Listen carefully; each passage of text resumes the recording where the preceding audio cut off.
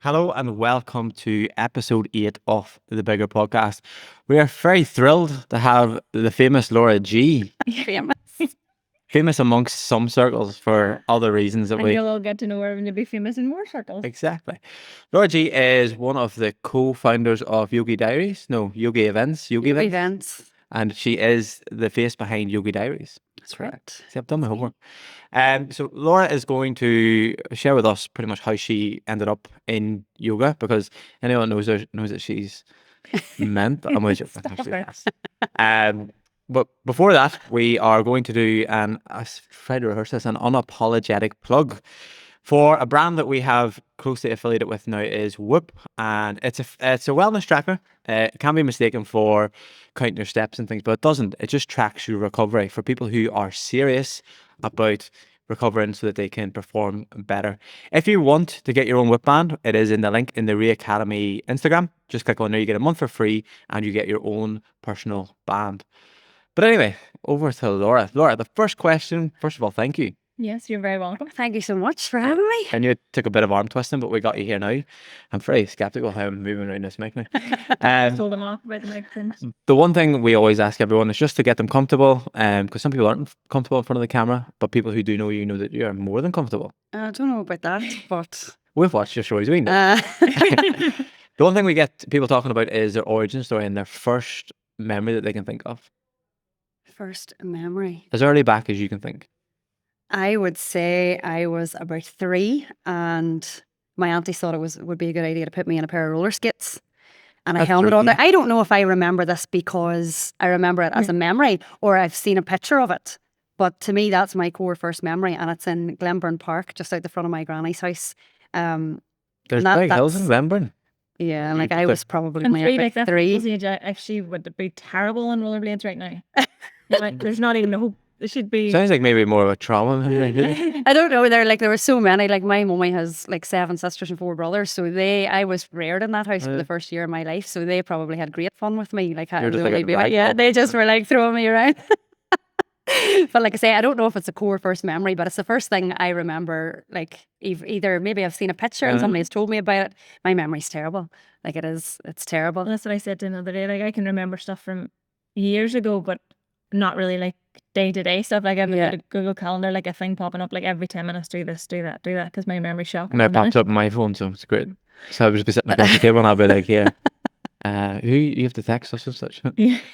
The great Google Calendar, remember things or write it all down. My memory is shocking, but I've learnt why that is now, and we'll probably talk about that later on down the line. Yes, but so you grew up in Glenburn?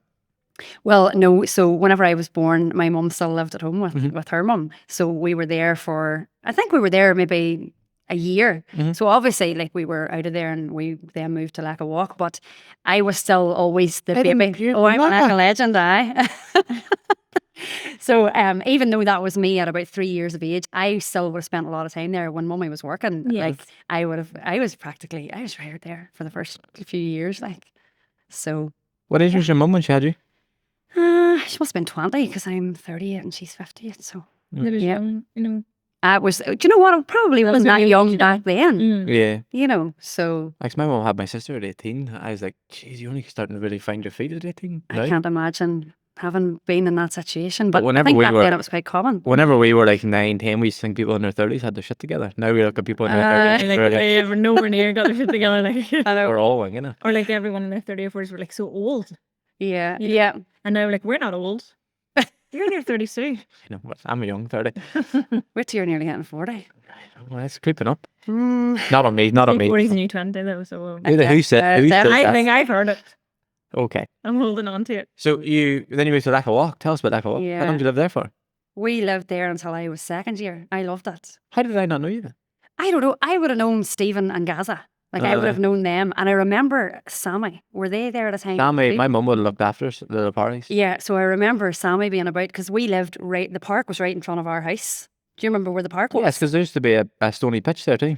Yes, and the stony pitch was just up to the right-hand side. So we were looking up onto, there was Sperrin View, and then we had Greenvale to the left, and Leca Drive in behind. If there was anywhere that you wanted, it was best part of Lackett that you probably could have lived in because you weren't kind of in the middle of it, if you know what I mean. I don't know the bonfires or the bricks or the petrol bombs. For us anyway, we not staying in the house. We were just skimming the line of it. It's true though. It was comes like we call it silly season. Come that time of the year, it was rough in there. Because we've maybe mentioned on the podcast before about bricks being thrown over my dad came on. He just because he was chairperson of the community group in Ricca, and he was all about the community and bringing everyone together. Yeah. And that's why we got our device put at our front door because my dad was very much for everyone, and they didn't like that.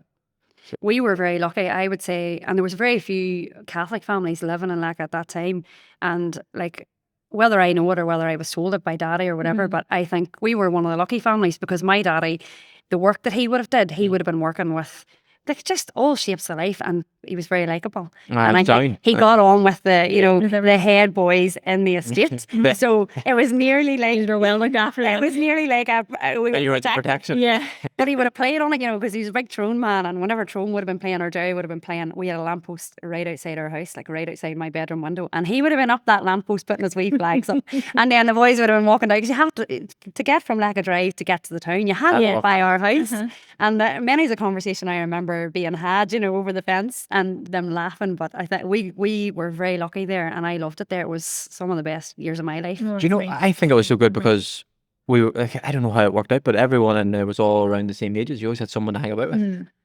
There was a crew of us, I would say, and I saw them in the gym, like Teresa and Lindsay, Kathy, like those girls, we all ran out with them. They were all from that, and I was like, no way. I was like, well, I think Teresa and Lindsay, they lived up in Spurn. But Kathy was definitely in the middle, in the Lecker Drive ring. There's a few other ones that have been through the gym that like I would have been friendly with back in the day. But there must have been 20 of us around about together, and the crack was 90. I remember it was so much fun being a kid back then, though.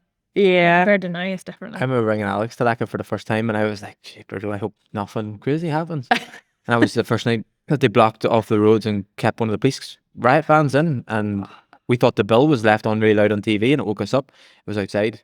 We were having a full-on riot at the front of the house. And I was like, Alex, this isn't normal. This is bizarre. I was loving life out the window watching it all. I was hanging out the window. I was very excited and scared for my car. But and then one of them came and rapped the door and was like, is that your wee Mini? You couldn't move it because it's very close to getting hit with a brick. And I was like... That was real life. Not all the time, but you know, certain times a year. Yeah, I'm still here. You live to tell it. Yeah. You know. So when did you leave Lacca Walk? Long after? When I was second year, we moved out. Oh, it was heartbreaking. Where'd you move to? We moved to Laurel Brick. So the whole other end of the town, it was out the Auckland Road. So yeah, we were moving. And probably a lot quieter out there. Any reason in particular, or just because? Well, I think at that time, Lacca was becoming a lot more like riotous and rough. Like it was, and I think Mummy and Daddy they had the resources at that time to buy their own house. You know, after working all of them years and building it up. So that's when we moved there, and it was. I'm telling you, I was heartbroken. Just even know your wee friends and all though. Yeah, it was a real shock to the system because we would have all met in the morning, walked across the Highfield school into Parkmore and walked to school together. Obviously, we were at St. Pius's. Like we would have went across the football pitch. Amount of times I fell on that still play. Over to Parkmore. It was heartbreaking, but do you know what? That's the age anyway where you're in school and you get different circles of friends and things start to kind of you start to make your way in life and where you're going to be. But I remain friends with everybody. I was friends with. You know, I love meeting them in the bars. You know, when you're out and about, and do you know what? Best years of my life, honestly. I honestly never knew you were like that. I know, I didn't know. But you're really young, I would say. Like, how much younger than Sammy and like Stephen would you be? There's 7 years between me and you, just for anyone that didn't get it. So, 7 months. Crop that out down. But then I would have never really hung about with those lad either. Like I'd have been away with my own friends. Yeah. You wouldn't have been cool enough for everyone. Well, I wouldn't say cool enough. I wasn't into smoking or acting hard. Do you know what I mean? But then also, I would have veered more towards Greenville and Sperrin, you know, because that's where my school. My best friend. That's where your school friends were from. Do you know what I mean? Like, I wouldn't have been walking up Lacca Drive, you know.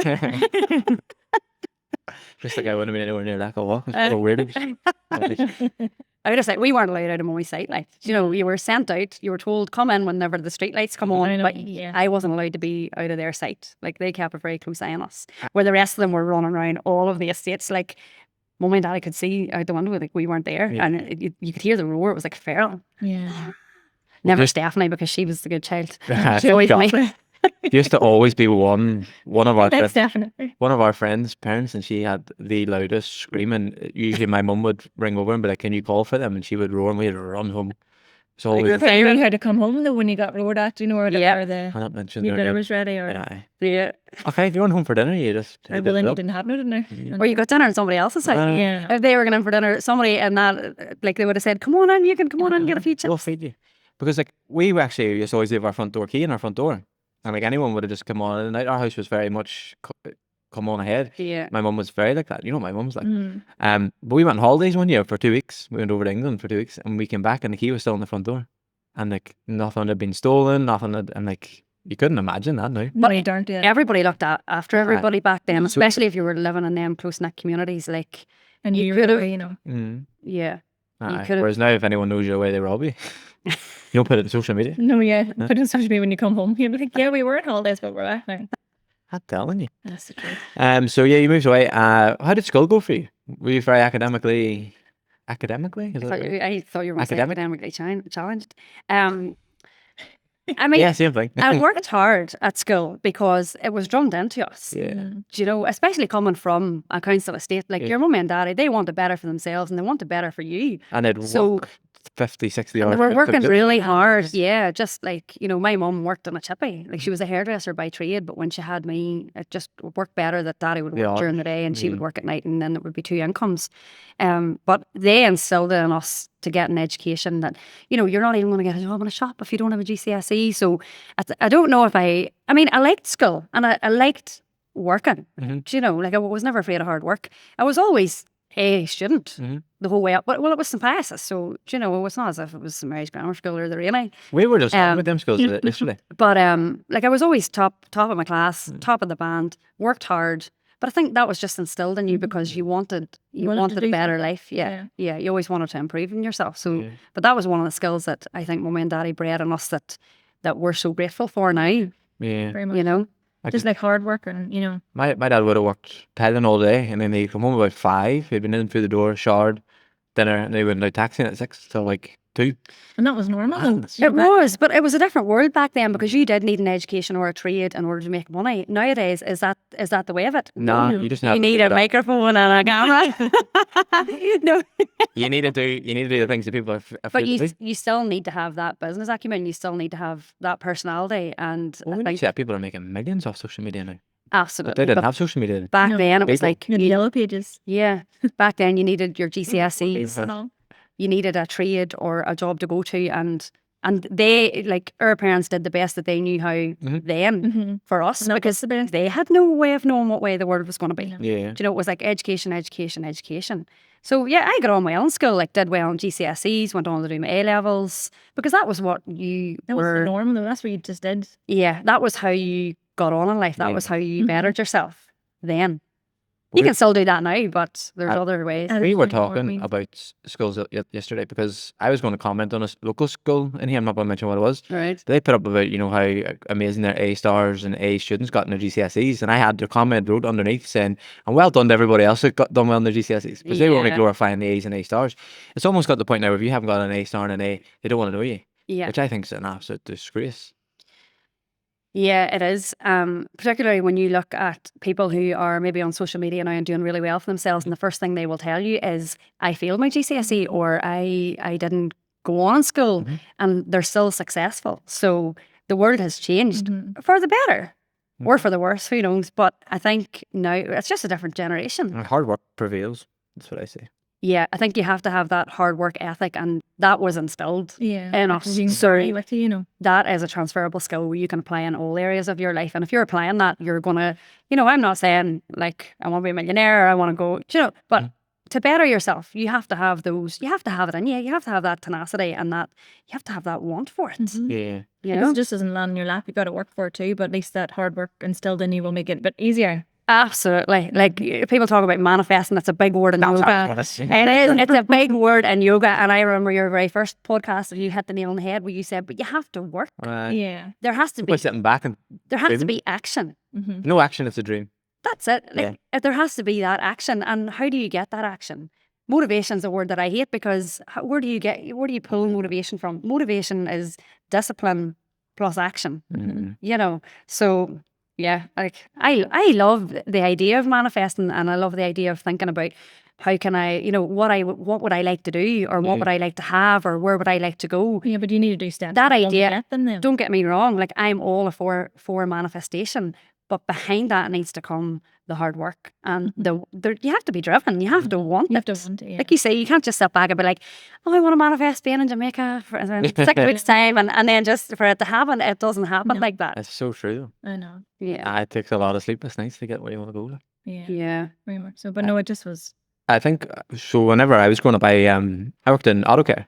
My brother got me in there when I stuck. I remember you in auto care. I was definitely boy down there. Go on your car. If you needed set alloys cleaned, I was the boy for that. If I would have been in there at 8:30 and I'd have worked till 9, well no, 8, 8:30 to 8, and then I would have been in extra vision from 9 till like 11:30. That's what it took me a whole summer of that, and I was like, I can't do this shit anymore. I need away from this. It killed me, didn't it? It was long hours. Right? That's all I knew. That's all I knew. It teaches you. And then I was like, you know what? Let's go to the army instead. It either teaches you what you don't want, or teaches you then what you do want. Yeah, like that hits home with me, because whenever I left St. Pius's, I then went to the Rainey to do my A levels. Oh, did you? Like my daddy went to the Rainey, so I just. Was that a big change from the two? That was a culture shock for me. Too many Protestants. I did. No, I was really used to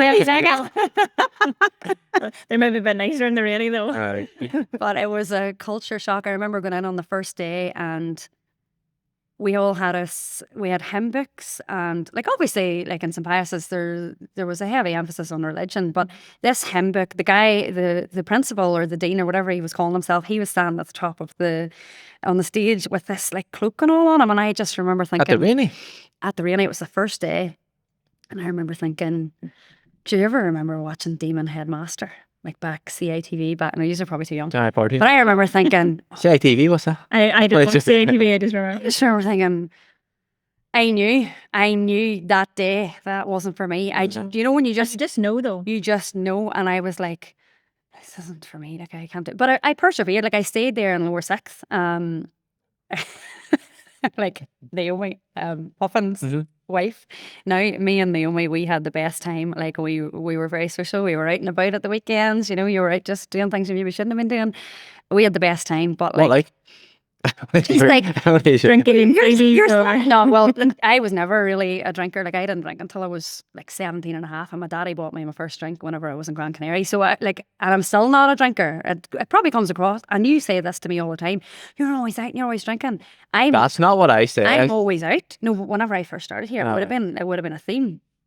But like every weekend I can go out and be out and not drink and be and take a picture of somebody else's cocktail.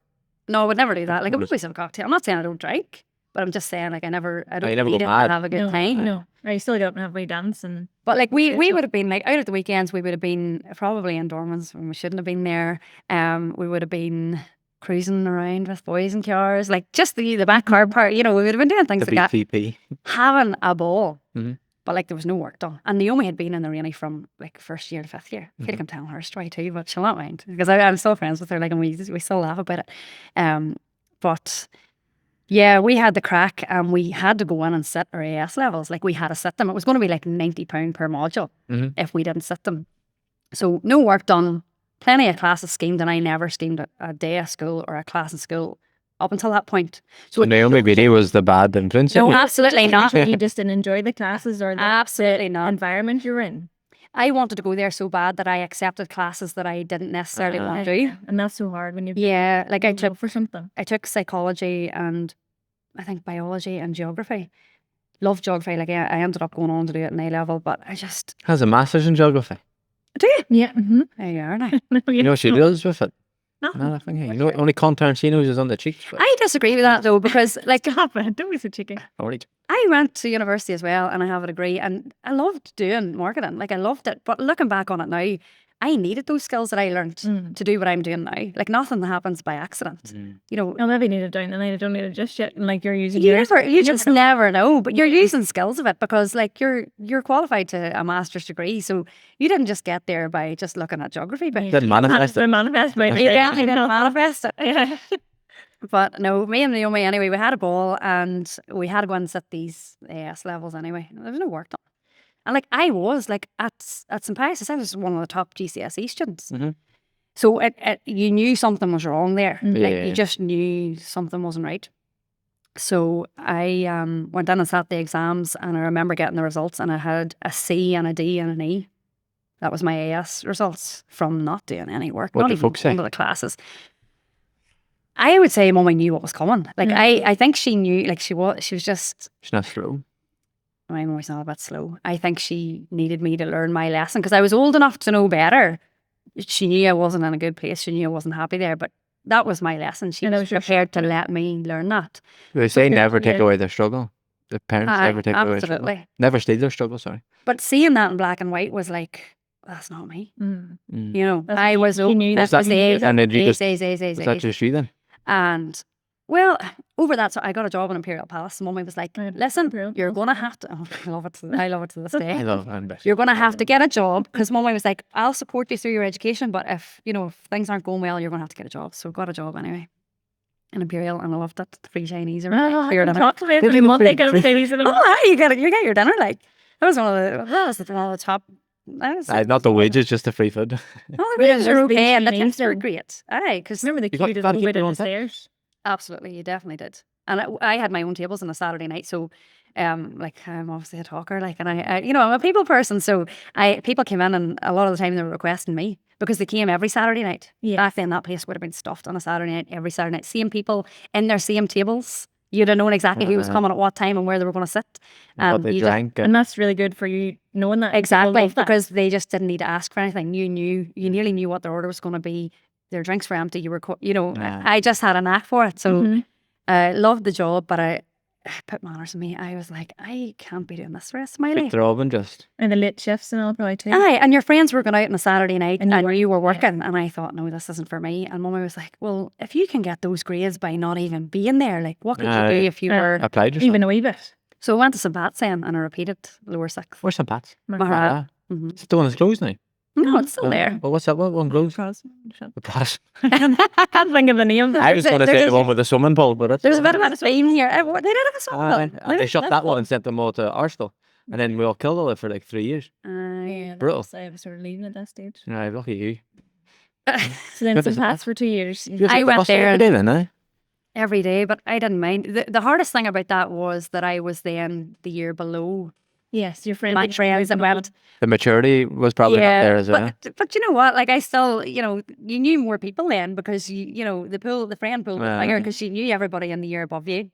Played a bit of camogie for them as well. Like played a bit of camogie for St. Pius, wasn't I? I think you didn't play hockey when you went to the Rooney because you weren't there. Oh, I did one time, and I remember. With camogie, you're obviously lifting the stick and you're only lifting the stick off the ground. And the first day I went to that, it was like first week, it's compulsory. You have to do these PE. And I lifted the stick, and somebody, I don't even remember who was behind me at that time, but somebody got a whack, and that was me. That was the end of my hockey career. But it was just the camogie. I never went back to the hockey. But like I say, the Rooney was a culture shock for me. It just was, everything was just so different. Whereas St. Pat's was hindsight's a wonderful thing. Had I've known then, maybe I should have just went to St. Pat's. But maybe you still needed that blowout though. It's either everything in life's a lesson or a blessing. Yeah, I believe, and I did need that. I needed that kick up the. And then you felt even better because of that kick up. When you went to St. Pat's. Yeah, Naomi wouldn't be so tight now. Do you know what I mean? Because you never met her. We're still friends to this day. And Naomi did the same. Because like you say, oh, you're a bad influence on Naomi, or she's a bad influence on you.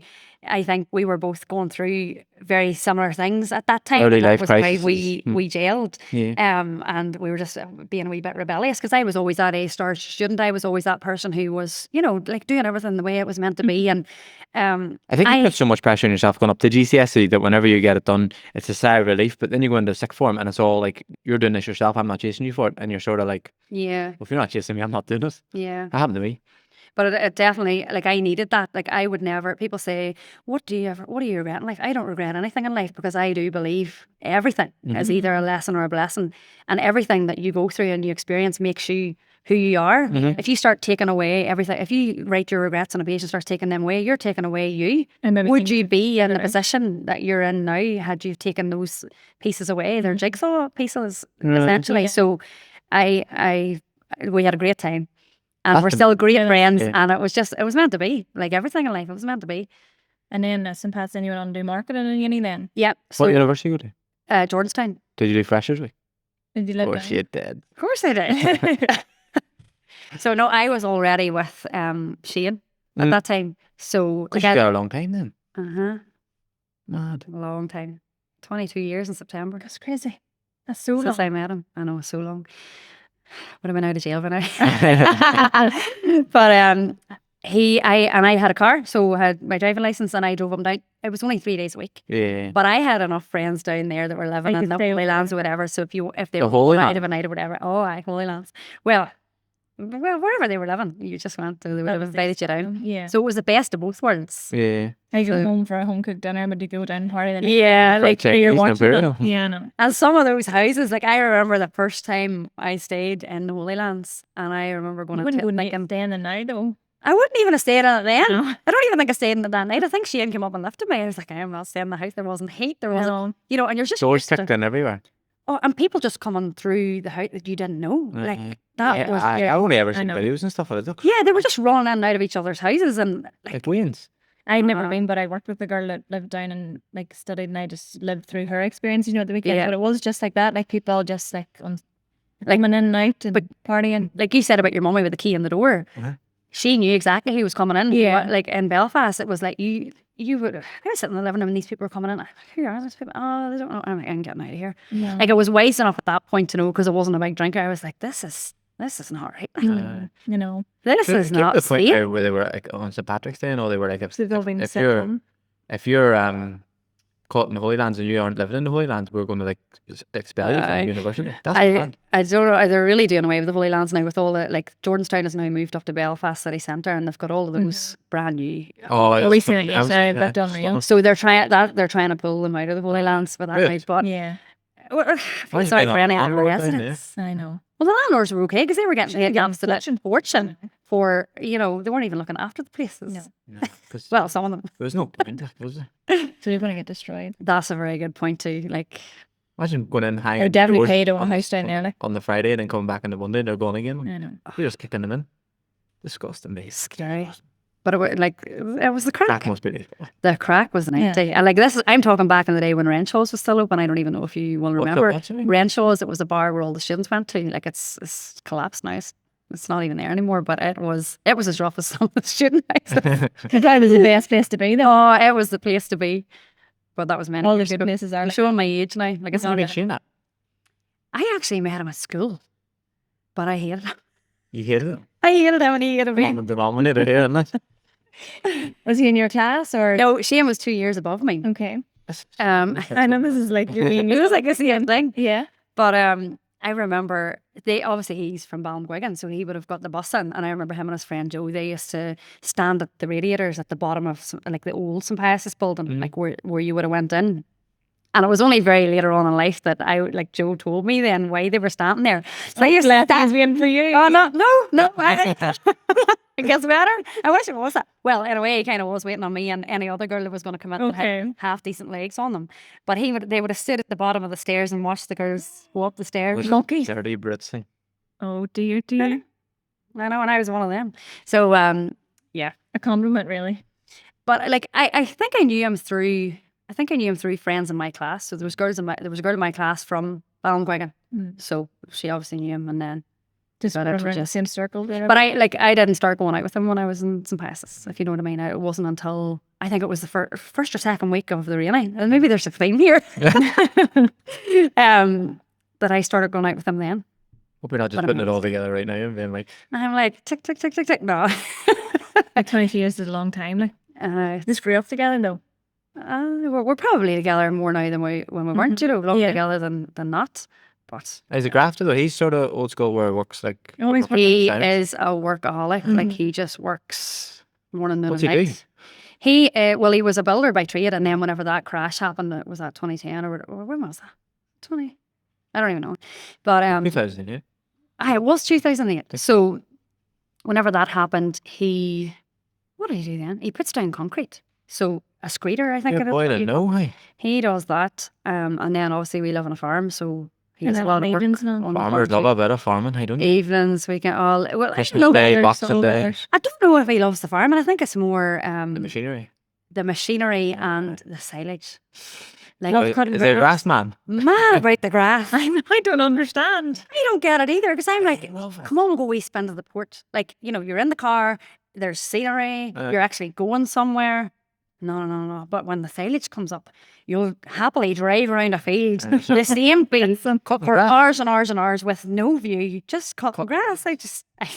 I will never get it. But you know what? There is something about it. Like over the years that I've been there, and like obviously the home farm's right beside our house, and like the camaraderie of the farmers all coming together and helping each other. And like Shane's mummy, she's a cook by trade, so and she's just a feeder, so she'll just feed everybody that comes in. Everybody's getting toasties, everybody's getting fries, and like the way they all come together, it's a wee community. It's like it's like Ree here. Do you know what? That's their community, and they thrive in that. So I can't just say it's the machinery or the cows or It's the crack. Mm-hmm. Boys being boys. yeah.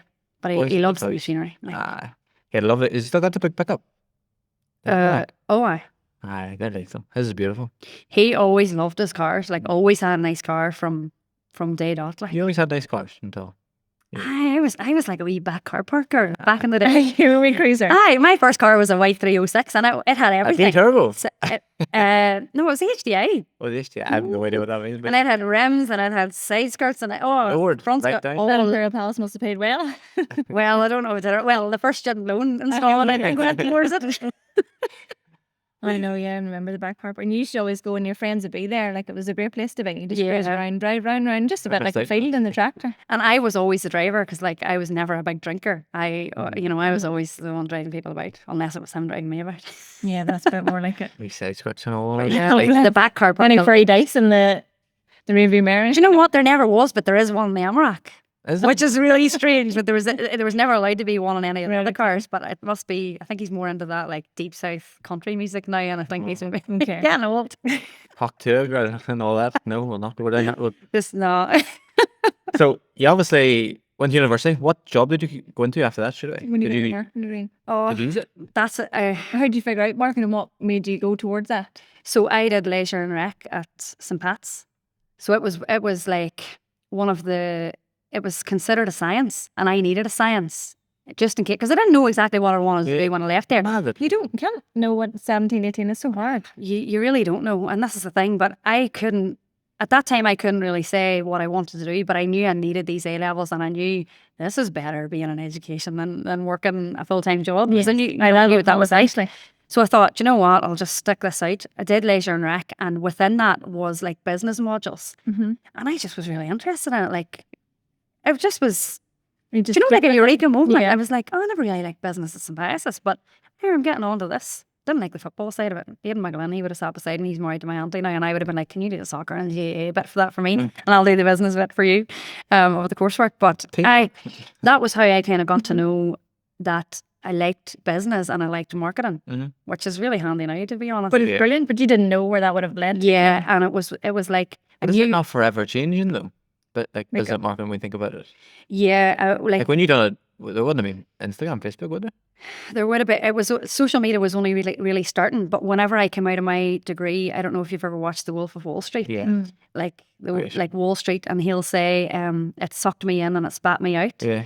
I feel like the marketing degree and probably any business degree at that time did that, because the minute we graduated from University of Ulster marketing, sure, the crash happened. There was another crash. So There everything was- you knew was sort of like gone. and the first thing that went out of businesses at that time was their marketing departments. So very It's just few mad when people. you think about it though. Wait, now, yeah, Uh-huh. like that would never happen now Yeah. because it's all social doubled media. down. And you Mark need double that to down. get them back. So that would have been in around the same time, that 2008 that we're talking about. So yeah, I was like people just weren't hiring. Mm. It wasn't happening. So my first job after university was I worked in Newform down in Oakwood Doors. And I was lucky enough, they obviously, Eamon there, he's a business head on him. He seen that I was a marketing graduate and he thought, I'll put you, half of your time's going to be in the marketing department and half of your time's going to be in the business development department. But it was a job and it was close to home and, it was money. And it was money. And me and Shane, we were talking about like... The elbows don't run on air. Moving in, and I don't know what to do at that point, but we were talking about moving in together and like, you just wanted a wage and you wanted to move on with life. So... and that was a great wee job. Like I say, everything in life's a lesson or a blessing, and that to me was a blessing because I learned so much. Like Sarah Cotter, who was and still is in the marketing department there, like I learned so much about marketing from her. And obviously the business development unit was where we were literally cold calling people. I didn't really like that part of the job. Hard. Cold calling people to try and get their kitchens into these companies. But the skills you learn from that, the people skills and being able to just lift the phone and talk to anybody, it really That's a hard skill to have. Step People, down a new phone. it has came in handy. When I was there a few years, I think, and then it has Sophia. And what happened? And that changed everything. Changed your whole life. Oh, smart, mad times. Talk us through Sophia. So I had Sophia when I was 25 and she was born with scoliosis. She has a wee curve in her spine. And like right up until having her, I was always fit and healthy and well. I think the day before I gave birth to her, I walked 4 miles. Like I would have done that every day, walked, whatever. And back then, and I think a lot of people will agree with me because she's coming 13 now next week. Back then, there wasn't such an emphasis on women's well-being, and Mary Kate and Angela, or why do I call them Mary Kate and Angela? Mary Angela and Kathy. TV show. I'm thinking of I always call them that. Love them.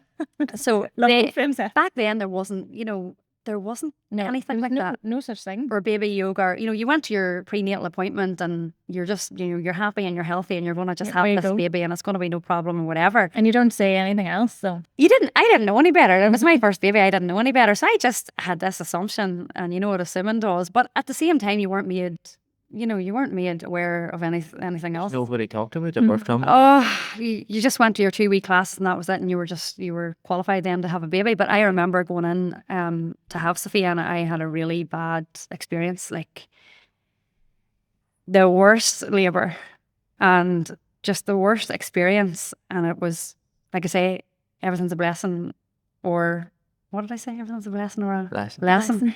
That was a bit of both for me because that changed my life.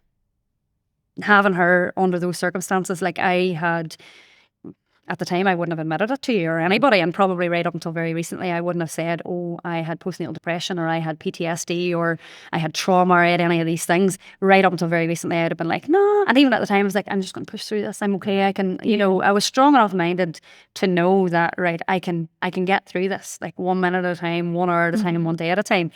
But it was horrendous. Like it took me a full year really to recover from not only the birthing experience, but then having your first child to be born. She had quite a few wee skeletal abnormalities. It was too much. It was just really... Even the medical resources back then wouldn't be what they are now if you had her now. Yeah, like really overwhelmed. Just, it was like a bomb had went off in my life and I couldn't hear anything, see anything. It was really, really hard to function. That's the only way I can really explain it. And for a long time after that, I would say right up until Sophia was about 9 months, I was just numb. Like, but you couldn't even tell anybody. You felt like you couldn't. But it was like a taboo you shouldn't, because you were just, this is great. No, in a way it was good. I didn't need to tell anybody because I knew that Mummy knew. I knew that she knew that I was well. And she was like my backbone throughout that time, and my sisters and even like Shane's family, and like Shane didn't know what to do, like as a man, and it's not just as a man, but like you just don't know. No. You should no way and tell him what to do as such. I didn't know what it was, but I knew something wasn't right. But I was functioning. I was still feeding the baby, changing the baby. I was still, I wouldn't say highly functioning, but I was still getting done what I needed to do. Yeah. But I had a very good support network behind me, and I didn't have to say it out loud, but they knew. Because they probably experienced it, but never said. They knew, like my mum, her friends, my friends. I knew that they knew something was wrong, but it was like that. It was like the elephant in the room. But I was always well, like they kept a good eye on me, and lovely. It was comforting because I knew if I fall here, they're going to catch me. But I wasn't falling. I was like, I'm pushing through this. I was like, I can, and I wasn't highly functioning, but that support blanket was always there. Yeah. And without that, I don't know where I would be. But yeah, that was a tough year. But it changed everything in my life. But even without all those things, a mummy's first year is extremely hard, and never mind doing all that on top of it, So the fact that you're able to push through and be the best mummy, like that's everything, Well, this is it. I mean, you have to get Shane a Bible on it too, though, because I'm speaking from a man's point of view, and I'm just going to. No, that's what I said. Like he didn't know what to do because you couldn't tell him. Oh, absolutely. Whenever Mabel came, we had like a traumatic birthing, and obviously went through all this stuff too. But I never heard of this stuff before. I never knew it existed until we went through it. And then ever since then, like say somebody in the gym, they're coming like, oh, we're going to have a baby, and I'm like, oh, it's so exciting. The whole way up to it, and even like the first 10 weeks after, I'll still message them and be like, are you all right? Are you okay? And like they'll be like, yeah, and I'm like, are you though? Like I've talked to my aunts and Kathy about this, they have the all for mummy things and stuff. I was like, well, can we not come together and we can invite all the dads in and talk to the dads and all? And she's like, that'd be great. Yeah. Because they have no idea what's going on. And it's like, it's so overwhelming for us as well. Like we've just seen our partner be full of life and,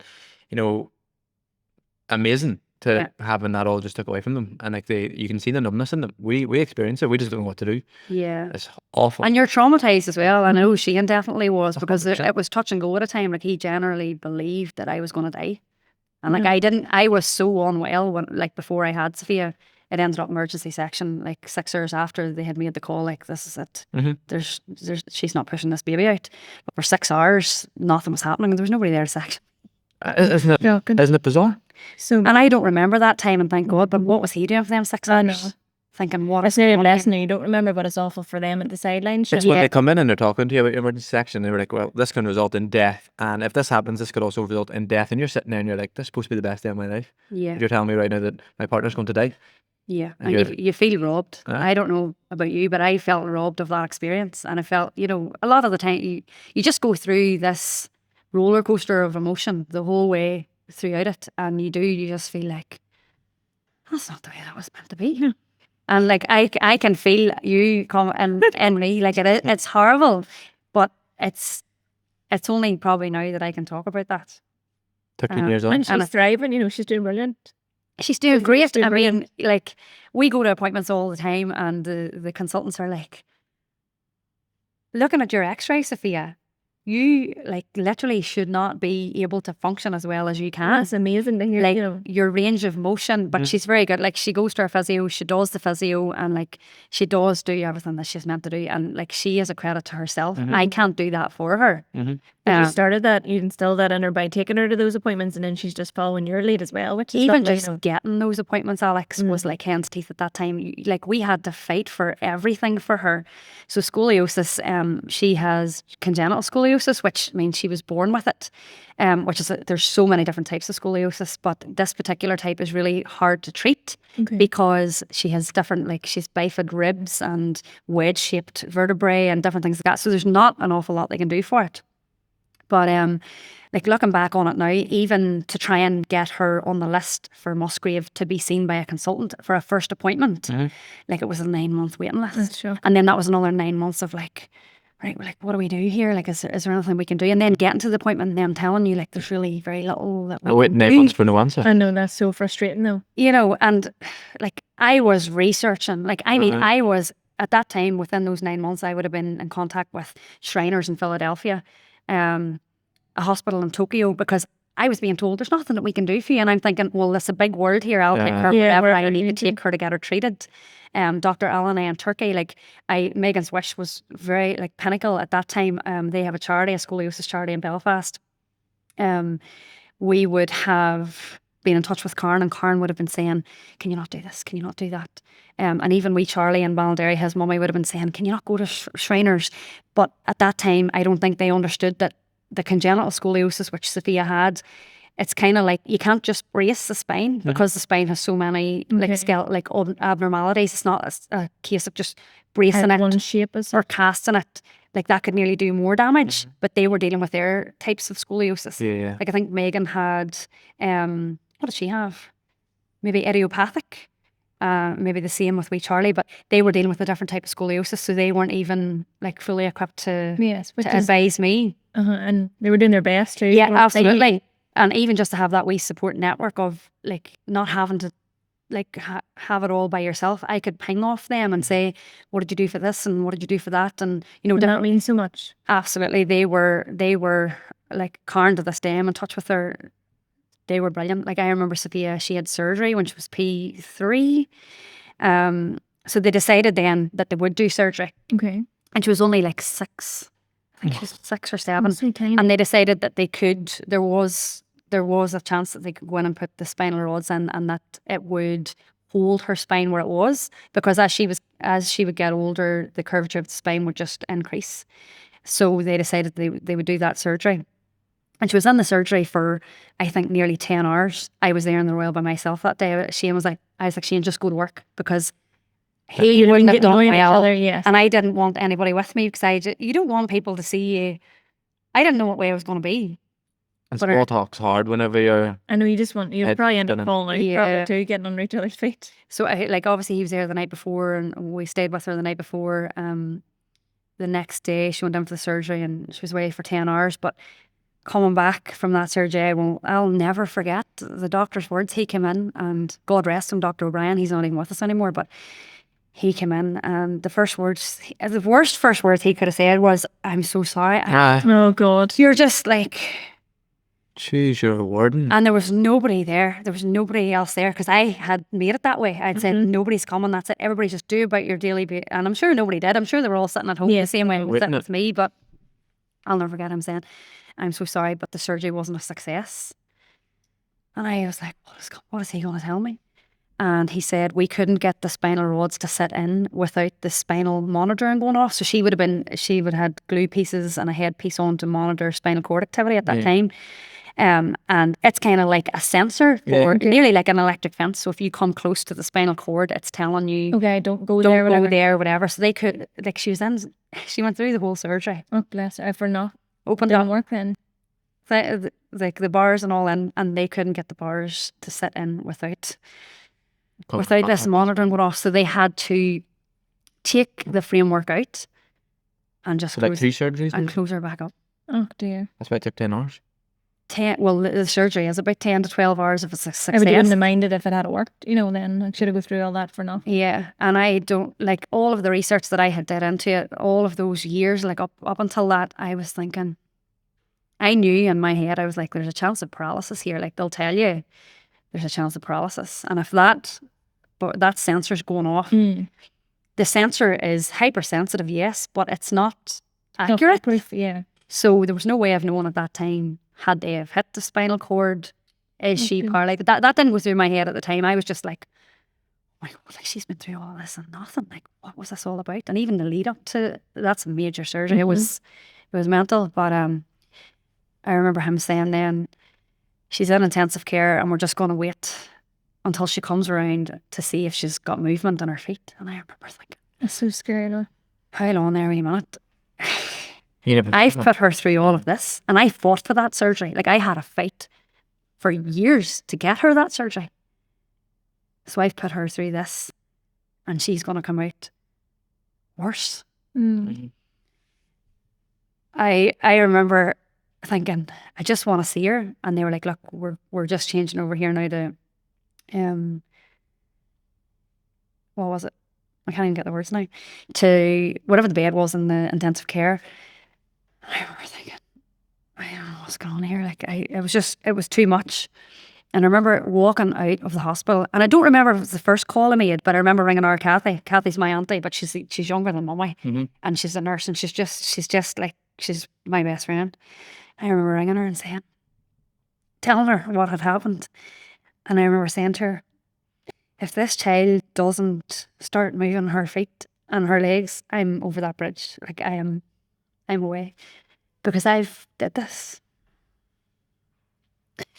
And thank God she did. Thank God she came around, and the wee superstar she was moving her feet, and that was, she was out of the I suppose, out of that paralysis diagnosis. But she did end up with spinal cord injury, and for about a year after that, she had a really bad twitch in her eye and just different wee things that eased off.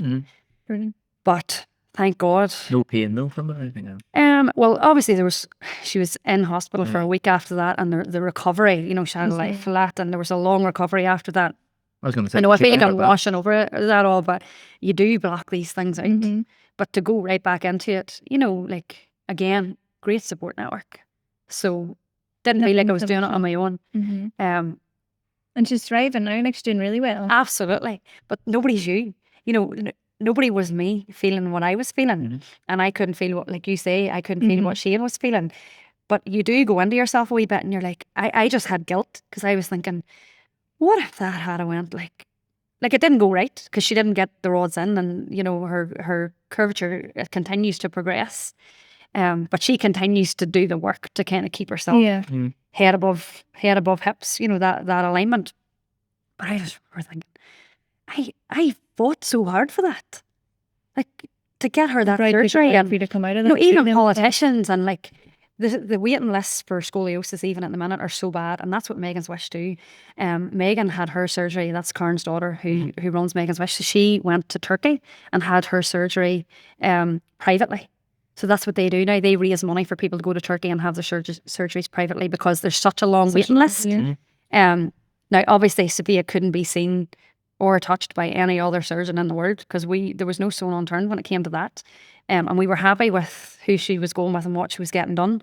But there are other options now for other types of scoliosis, and that's what they do now. And that's you know, and me and Stephanie, we've done quite a few wee things to raise money for them because to help other families. Yeah. And try and make it a bit easier. Because you've been there and you can help them on that journey now, you know. Yeah. Be like a bit of support for them that might not have this great support that you had. Yeah. Like Karen was the first person at the hospital that day.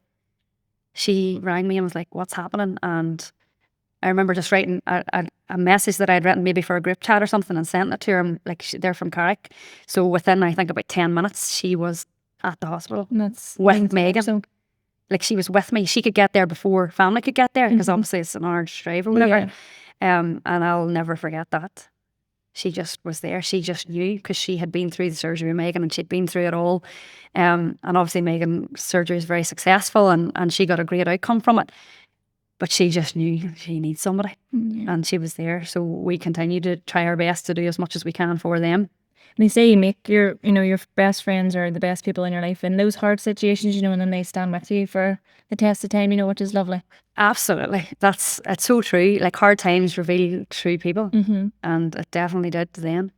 But as you say, and then like she's doing brilliant now, and then she's got a sister now, and probably they fight like any other sisters, like you and Steph, right? Get on and play, and Elena's well fit for her. Elena's next level. I know she was training and everything, and you're like, she comes in, takes the stick off me, and she can't tell her what to do. No, she is like the worst traits of Shane and me put together. But they're great company for each other, you know. And I mean that gives you a bit of relief them two with to get each other. Yeah, and even just having Elena, I think, gave me back that birthing story that I wanted and that I needed. Obviously, I had a plan section with her, but I think it didn't put to bed a lot of the issues that I'd had. Obviously, having Sophia, but it gave me back some of that experience. Yeah. So she was just like. First one's a trial run, isn't it? I was going to say. We wouldn't change them for the world, though. No. But then through all those experiences, through all those experiences, and that you know, you learnt a lot and you grew up a lot over those years, you know, with both your girls and everything. And then how did finding yourself come about then after? So that's probably where the yoga comes in. I always was in a gym or always working out, and like I love it. No matter what we tell her to do, she's like, she loves it at the end. Well, it's a love at the end of the class. It's a love-hate relationship, but I think you have to have that with the gym because if you're going in somewhere and you're enjoying it all of the time, you're not pushing yourself hard. Yeah. You know what I mean? You need to be like, I can't do it anymore. You know? Yeah. But I think I didn't have the energy to go back to the gym. At that time, we were training up in Moneymore Boxing Club, and we would have done the ladies' exercise class, and it was great crack. And all the girls, like, we would have carpooled together and went up, and it was a brilliant wee class. And like Chubby, the fellow who took it, he was a wee dote, and that's what we would have done right up until, like, obviously I would have done right up until I was pregnant. And after that, I couldn't do it. I just was, you're so exhausted. You don't have the energy, and like, you don't even have the want to do it. And I didn't want to leave Sophia. Like, I just felt like I couldn't leave her, and it just was, you were torn because you knew you needed out. Yeah. And I did go, I went a few times, and I but not as committed as you'd like to have been. Not even that. Like, I was still numb, but I think I was masking at that time. I think I was like, well, I'm okay. I was trying to paint that picture of I'm okay to everybody. And, like, Shane would have watched Sophia, and I would have went to the boxing, and he probably at that time thought, this is great. Like, she's getting out, she's doing stuff. But I remember, like, going and probably enjoying it, but coming home feeling more exhausted than I did when I left. And I did that for a while, and like, I went to the leisure centre, and I did like a few classes, but I remember thinking, I just wish I could pay for a bed somewhere, like just to go and lie down for an hour. Yeah. And I remember, because boxing's full on, and you just left a house that's full on, and then you're going back to being full on. Yeah, there's no you're leaving like a hectic situation to go to an even more hectic situation to come back, and you're just like, the baby's just handed back to you. Do you know what I mean? There's no pause.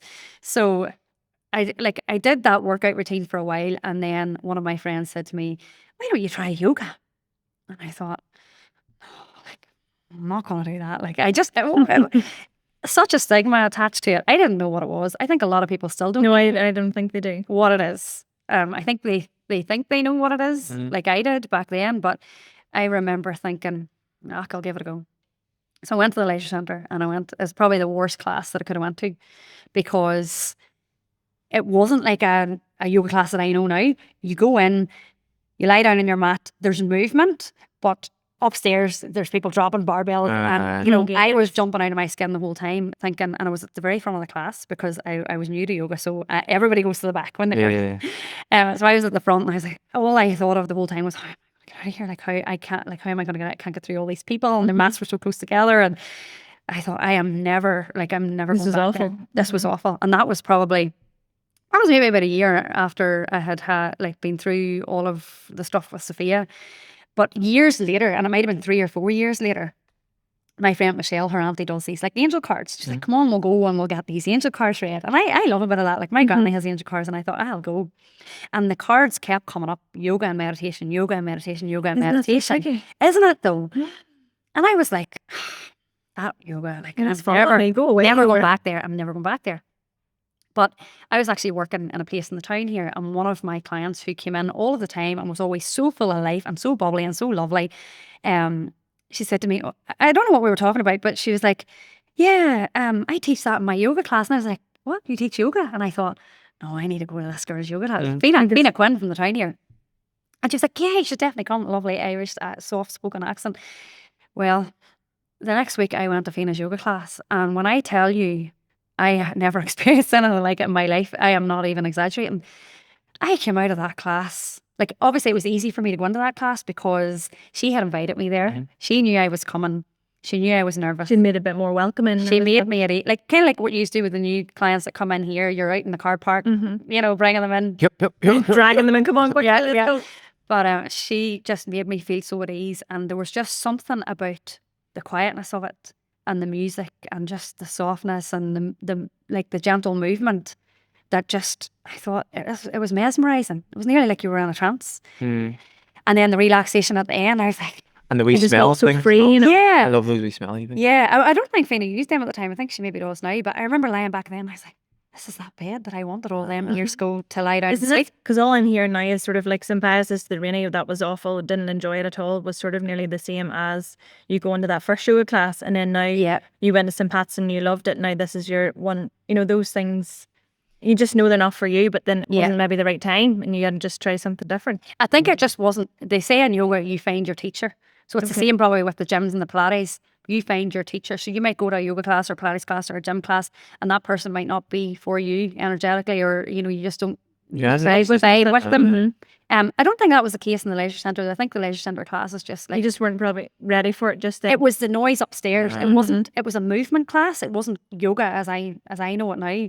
And the the barbells being dropped. So at that time the gym was up above it. I was jumping out of my skin because I was living in that fight or flight. Yeah. And that was just, you were in a different place in your mind back then though. I couldn't hear the teacher. Yeah. All I could hear was this banging upstairs. It was the environment more so, I think. Whereas Venus Place was just so cool, calm, tranquil. Like I left that class that day and got into my car, and I remember going, I'm in somebody else's car. Because I must have been driving like steering wheel here, shoulders here, ears here, mirror here. Whereas all that had dropped. I was living like that, and I remember thinking, I'm in somebody else's car, because you would have drove into like Venus driveway, fit in.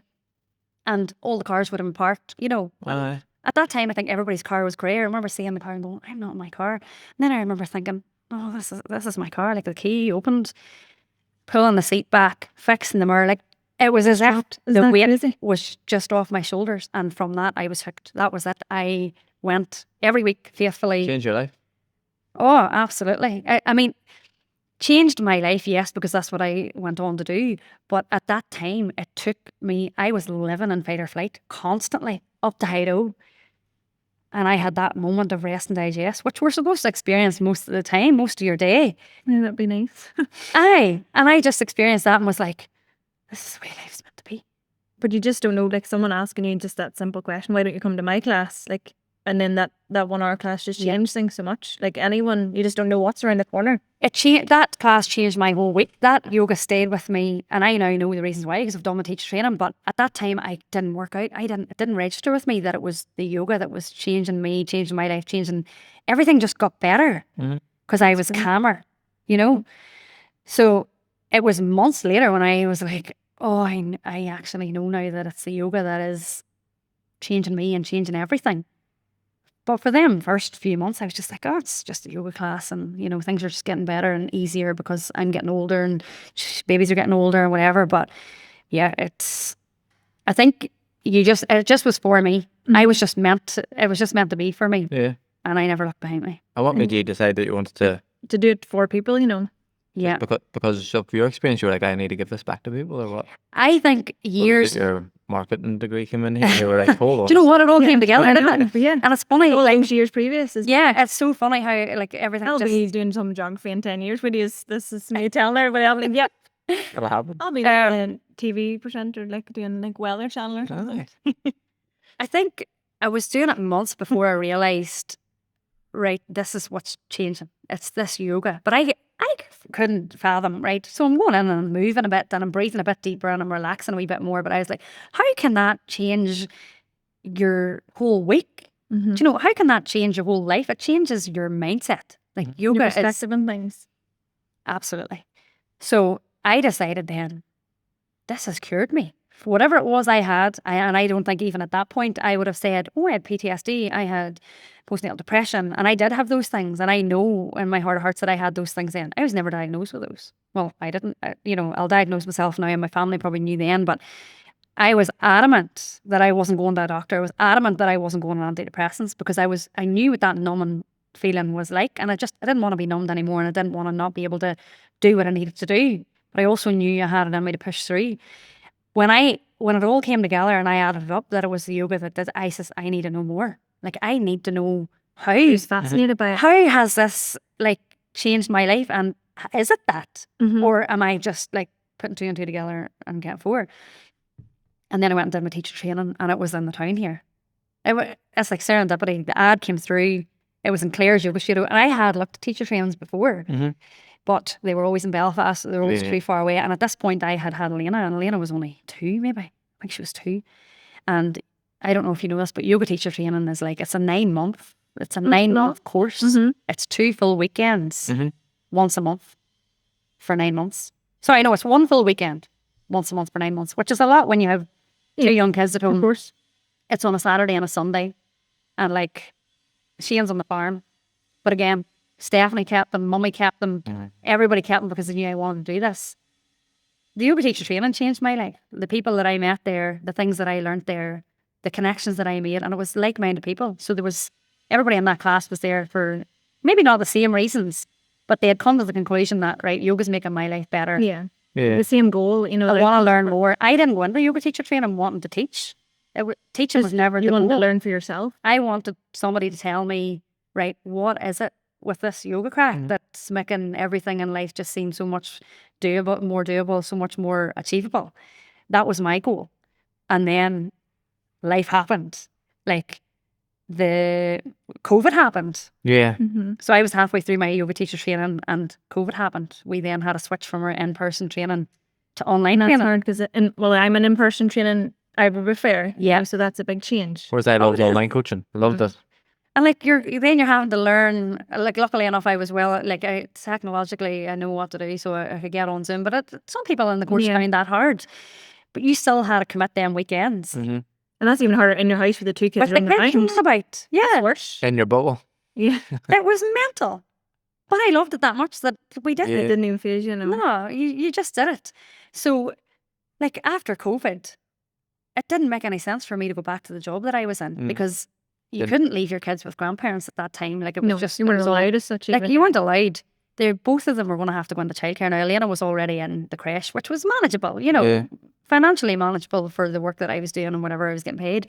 But I was going to have to put the two of them in the creche, which was going to mean twice the amount. I'm not even probably earning that. Yeah. Mm-hmm. So I made the decision. I was like, right, I can't. Well, at that time I couldn't go back. It wasn't even a decision. The decision was made for me. I couldn't go back. So I had to do something else. And then when the world opened up again, I was like, do you know what? I want people to feel how I felt. Mm-hmm. Like I want to. You know how good that feeling is. Imagine getting other people. Yeah, and I'm like, what? I want to help people. Fiona helped me, and I want to help other people. And I thought, I'm just going to do it. And I advertised a class in Magherafelt, and never looked back. History. And now you're doing events all around the place. I wouldn't say all around. Like we've got a couple. I know, but they'd be sold out. People love it. We're really lucky. Sold out because they're too cheap. Do you know what? Maybe we are, but I want to make it accessible for people. Like there's already a stigma attached to yoga in that people don't know what it is and they think that they're going to have to come and sit with their mudras and hum namaste all day. Like people do that. I'm going to get people to do that someday just for the crack. Is that not what you do? No, but I think people need educated on it, too. Yeah, and there is a spiritual. Did a wee bit before this podcast. Yeah, relaxing. Brings up my neck. I can do it, you want. But I think there's just this misconception that yoga is all of these things, and maybe the spiritual aspect of it puts people off. But I teach it from a very scientific base that, like, I know that yoga changes your body at a cellular level. So when you're working out, yoga is a work in. So in here, it's a workout. Mm-hmm. You're working at that nearly fight or flight. Your heart pace is increased.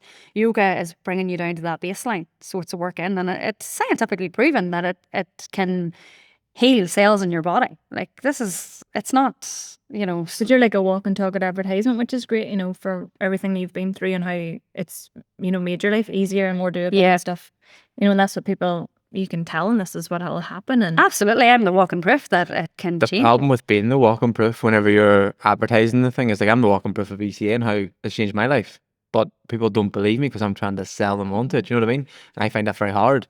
Whereas like, that's when you need to get them on the course or in your classes, and then they'll be like, oh yeah, it's not just they can see it for themselves. That's why we don't charge a fortune for them retreats. Like there is very little markup being made on those retreats because we want people to come in and get a sense of being for it. Yeah. And also, do you know what the thing about it is? Like I will get clients from that. People will come to Splash, like that Splash event. That's an experience though. Mm-hmm. It is, and like we join your classes as such. Yeah, and some of them they trickle into my classes or they'll trickle into Nuala's classes. So yeah, like you will get business from it, but people don't buy a product; they buy you. That person. They buy into you, and it's what you are saying about yoga, or it's even how you're bringing them in. Like how Fiona brought me in. Yeah. Come and try it. And I'll always say to people, come and try the yoga. Like, have your first class for free. Let me know how you get on.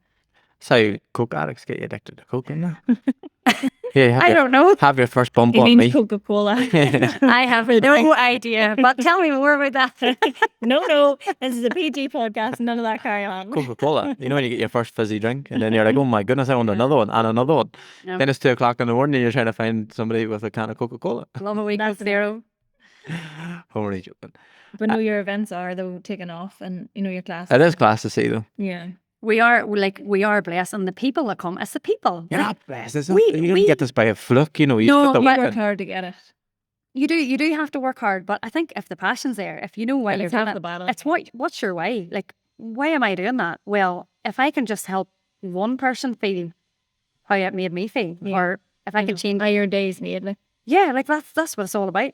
And I'm lucky because I do get messages constantly on I'm sleeping better, or life just seems a bit easier. And like your clients become your friend base. Like they are the people who they have the same goals as you, they have the same mindset as you, and they just become your wee community. Yeah. Like it's and I learned that here probably from joining here. Like you were always about community. Whenever I joined here, you're always talking about that community, and I didn't really know what that was before I came here, to be honest. That's the lack of driving me, you see. Maybe I had a wee bit of that instilled in me too, but I know you've got your own community base and that's it. And like everybody comes in there Thursday night or Sunday morning, they all know each other, they have a wee chat. And I know that's not the done thing in a yoga class. Like if I go to Belfast for a class, you're on your mat, it's silent. Like I love that. But for beginners, they have to feel comfortable. And that might be that'll come eventually, the silence and everything. And it does, like throughout the class, but I like to give them that space. That's what yoga's all about, giving people the space to process whatever it is that they need to process. So it's just downtime, and that's the way I like to not sell it to people, but that's how I kind of get people through the door. It's like, come, it's for you. Like you need that space, you need that time, you need. It's for no one else in your house. You don't have the laundry to do, you don't have cooking to do. Just this is your time, your space. But everybody else benefits. Yes, exactly. Yeah, if you do this for you for this hour, whatever, your home life will eventually build. I think I just got a new client. You're the new client. No, I wouldn't. I couldn't relax, or I'm not there yet.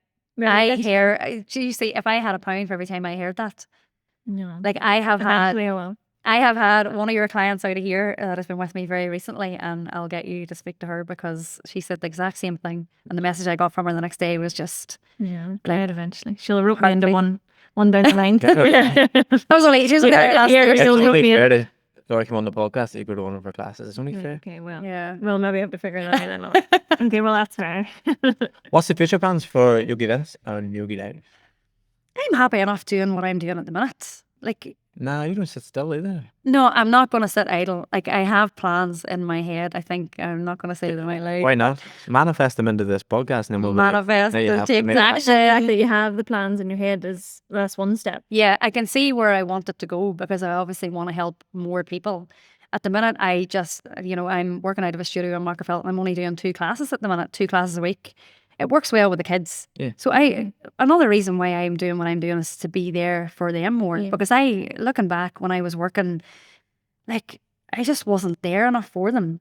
And it showed in them. Like Elena was quite a sick wee baby too. Like she had lots of different wee things going on when she was a child. Like if there was the rarest thing that you could have took, she had it. Yeah. She had HSP. Nobody had heard of it before. She took afebrile convulsions for nearly a year, and like nobody could get to the bottom of why until we took her to a private clinic in Belfast. It was just like, they were crying out for my attention. And in my head, it was that you have to work hard to provide, to better yourself. You have to work hard and you have to work long hours, and that was what we were taught, and that's what we seen. That's what happened with our parents to get to where they were, but we're living in a different world. And I just thought, no, the buck stops with me here. Like I'm gonna rear these kids, have this sideline that'll help that. And really, when I sat back and thought about it, it was like, take away your fees for parking, your lunches, your coffees, your diesel, your childcare. What are you really earning? What was I really earning at that time? What was I doing it for? For the hope that I could climb a ladder in something that I didn't love? And I hear you talking about ACA all the time. Are you in a job that you don't love? Are you passionate about it? And I think a lot of people do. They get stuck in something that they're not passionate about because, well, that's it. They feel stuck and they don't. Or they've been forced into that it. monthly wage is their comfort blanket. Yeah, absolutely. And you can't blame people for that. No. They're never given enough to... They're never given enough to like feed themselves, their families, heat their house, and pay their rent. Yeah. Whenever there's so much more out there where they could, invest in themselves, but they just need to take the risk and do it. They're working to live. They're not living to work. Or as the other way We've around. only really recently looked into that since we opened the gym. Like the first year, I never left the space, and I didn't see Mabel for ages. And then now, anyone asks me what I do, it's like, I'm a full-time dad, but I work part-time in a gym sometimes. But that was an investment that paid off. Yeah. But it might not have. Do you know what I mean? I could end up stuck here all the time. No, it was always going to work. I remember standing over behind that rig, and I got a phone call from the fire service, and they were like, we can offer you a full-time job now. And this was October. We opened here in April.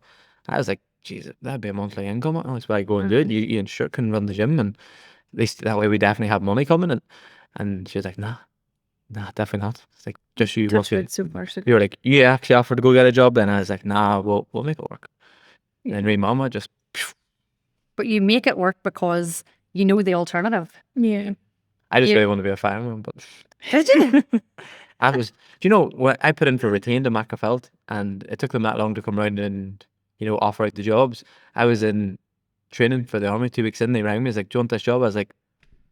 And then whenever I left the army and I was coming out in COVID and I got the full-time one in Belfast, and this started like taking off, and like, do you want the job? I was like, come on, lads. Just wasn't meant to be though. And then in the last High Rocks, there was a fireman who was quite high up, and he was like, our firefighter, sorry, quite high up, and he was like, I'll get you in the retained in Magherafelt. And I looked at Alex, and she was like, no. That's the test. You'll always get tested. Yeah. I know. I have no time for that. No time for that. If I took that up, I would have to give up home time with. It'd be scary, Joe. That's too scary. Yeah, I mean, you've invested enough of your time and your energy and everything into this for Mabel to be able to spend. Yeah, so Mabel loves coming here too. Like, you have to stay with it now. Wednesday. She is working half niners. I'm sorry in advance. No, but we'll wrap it up, will we? How long was that? That was a very long time. Do you feel nice and relaxed? Did you remember that the camera was there? Or? No, I didn't really. Well, actually, everyone does. Like, it's just a Margaret remembered about halfway through. No, that's like that. When she had to like cut out her. Yeah, she had to watch what she was maybe about to say. So that's what she remembered. But we just want to say a big thank you for coming on. And we will have all your tag your social media, your links and everything, but all of the them. video for you. And we're going out for her next event. Her Instagram name is Laura Loves Lunges. I tried to get you to change that for ages, and you would never did. I don't. Do you know what? I don't use that page a lot anymore because I get lost in social media now, and I try to just do like social media detoxes. So, like for months there, my Laura Loves Lattes page was offline. I didn't even have it online because it's very distracting. Whereas my Yogi Diaries page, I only have liked things. Yeah, you want to physically business. Yes. So you'll come off that feeling good. Yeah. Whereas I think social media is just... Oh, it depends on the day. Yeah. Like the only time I go on my Instagram is when people don't get me on the Ray Academy one, then they'll message me again, the Keith Beck one, and I feel real awkward. Then I was like, oh, crap. I know. Now we've got 3, like we've the Yogi Dance one now as well. So it's just a lot to keep up with. Yeah, but I try not to get too overwhelmed with it. Like we've got mine, Ray Academy, ECA, and the Bigger Podcast, and then Roundabout Coffee. It's offline. Sad times. Right, well. I want to go down that lane. That's us. How was a lesson? Not a blessing. Well, I know. Well, they're all lessons. But thank you very much for tuning in again to the Bigger Podcast. And thank you again, Laura, for joining us today. Thank you. And yeah, have a good week, whatever you're up to. And we'll see you soon.